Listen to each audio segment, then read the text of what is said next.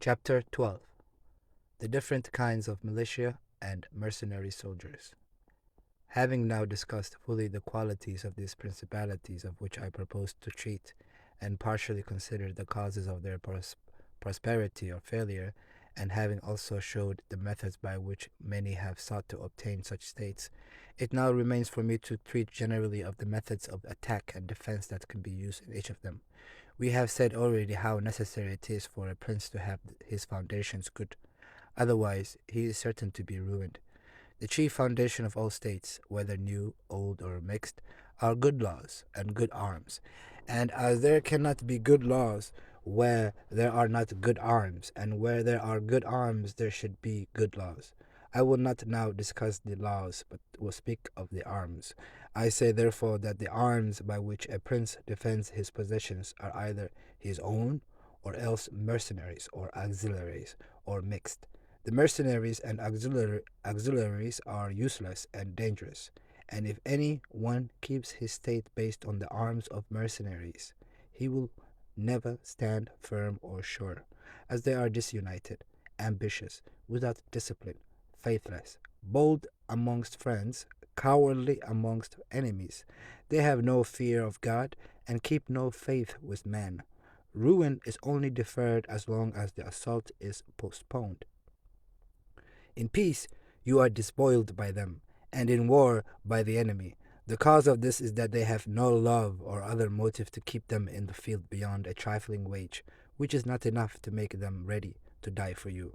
They are quite willing to be your soldiers so long as you do not make war, but when war comes, it's either flee, fly, or be off. I ought to have little trouble in providing this, since the ruin of Italy is now caused by nothing else but through her having relied for many years on mercenary arms. These were somewhat improved in a few cases, and appeared courageous among themselves, but when the foreigner came they showed their worthlessness. Thus it came about the King of Charles of France was allowed to take Italy without the slightest trouble, and those who said that it was owing to our sins spoke the truth. But it was not the sins that they believed, but those that I have related. And as it was the sins of princes, they too have suffered the punishment. I will explain more fully the defects of these arms. Mercenary captains are either very capable men or not. If they are, you cannot rely upon them, for they will always aspire to their own greatness, either by oppressing you, their master, or by oppressing others against your intentions. But if the captain is not an able man, he will generally ruin you. And if it is replied to this, that whoever has armed forces will do the same, whether these are mercenary or not, I would reply that as armies are to be used either by a prince or by a republic, the prince must go in person to take the position of captain, and the republic must send its own citizens. If the one sent turns out if the one sent turns out incompetent, it must change him, and if capable, keep him by law from going beyond the proper limits. And it is seen by experience that only princes and armed republics make very great progress, whereas mercenary forces do nothing but damage. And also an armed republic submits less easily to the rule of one of its citizens than a republic armed by foreign forces. Rome and Sparta were for many centuries well armed and free. The Swiss are well armed and enjoy great freedom. As an example of mercenary armies in antiquity, there are the Carthaginians, who were oppressed by their mercenary soldiers. After the termination of the first war with the Romans, even while they still had their own citizens as captains, Philip of Macedon was made captain of their forces by the Thebans, after the death of Epaminondas. And after gaining the victory, he deprived them of liberty. The Milanese, on the death of Duke Philip, hired Francesco Sforza against the Venetians, who, having overcome the enemy at Caravaggio, allied himself with them to oppress the Milanese, his employers. The father of this Sforza, being a soldier in the service of the Queen Giovanna of Naples, left her suddenly unarmed, by which she was compelled, in order not to lose the kingdom, to throw herself into the arms of the King of Aragon. And if the Venetians and Florentines have in times past increased their dominions by means of such forces, and their captains have not made themselves princes, but have defended them, I, re- I reply that the Florentines, in this case, have been favored by chance, for of the capable leaders whom they might have feared, some did not conquer, some met with opposition, and others directed their ambition elsewhere. The one who did not conquer was Sir John Hawkwood, whose fidelity could not be known as he was not victorious. But every one will admit that, had he conquered, the Florentines would have been at his mercy. Sforza had always the Bracceschi against him, they being constantly at enmity. Francesco directed his ambition towards Lombardy, Braccio, against the church and the kingdom of But let Naples. But let us look at what followed a short time ago. The Florentines appointed Paolo Vitelli their captain, a man of great prudence, who had risen from a private station to the highest reputation.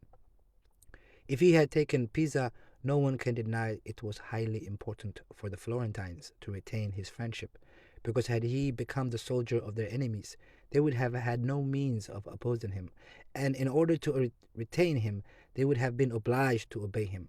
As to the Venetians, if one considers the progress they made, it will be seen that they acted surely and gloriously, I should say, so long as they made war with their own forces, that it was before they commenced their enterprises on land that they fought courageously with their own gentlemen and armed populace. But when they began to fight on land, they abandoned this virtue and began to follow the Italian custom. And at the commencement of their land conquest, they hauled not much to fear from their captains, their land possessions not being very large, and their reputation being great. But as their possessions increased, as they did not under Carmanola, they had an example of their mistake. For seeing that he was very powerful after he had defeated the Duke of Milan, and knowing on the other hand that he was not enterprising in warfare, they considered that they would not make any more conquests with him, and they neither would nor could dismiss him, for fear of losing what they had already gained. They were therefore obliged, in order to make sure of him, to have him killed. They then had for captains Bartolomeo di Bergamo, Roberto di San Severino, Count di Pitigliano, and such like, from whom they had to fear loss instead of gain, as happened subsequently at Vela, where in one day they lost what they had laboriously gained in 800 years. For with these forces only slow and trifling acquisitions are made, but sudden and miraculous losses. And as I have cited these examples from Italy, which has now for many years been governed by mercenary forces, I will now deal more largely with them, so that having seen their origin and progress, they can be better remedied. You must understand that in these latter times, as soon as the empire began to be repudiated in Italy, and the Pope to gain greater reputation in temporal matters, Italy was divided into many states. Many of the principal cities took up arms against the nobles, who, favored by the emperor, had held them in subjection. And the church encouraged this in order to increase its temporal power. In many other cities, one of the inhabitants became prince. Thus, Italy having fallen almost entirely into the hands of the church and a few republics, and the priests and other citizens not being accustomed to bear arms, they began to hire foreigners as soldiers. The first to bring reputation for this kind of militia was Albergio di Camo, a native of Romagna. The disciple of this man produced, among others, Braccio and Sforza, who were in their day the arbiters of Italy. After these came all those others who up to the present day have commanded the armies of Italy, and the result of their prowess has been that Italy has been overrun by Charles, preyed on by Louis, tyrannized over by Ferrando, and insulted by the Swiss. The system adopted by them was, in the first place, to increase their own reputation by discrediting the infantry. They did this because, as they had no country and lived on their earnings, a few foot soldiers did not augment their reputation, and they could not maintain a large number, and therefore they restricted themselves almost entirely to cavalry, by which, with a smaller number, they were well paid and honored. They reduced things to such a state that in an army of 20,000 soldiers, there were not 2,000 foot. They had also used every means to spare themselves and the soldiers any hardship or fear by not killing each other in their encounters, but taking prisoners without a blow. They made no attacks on fortifications by night, and those in the fortifications did not attack the tents at night.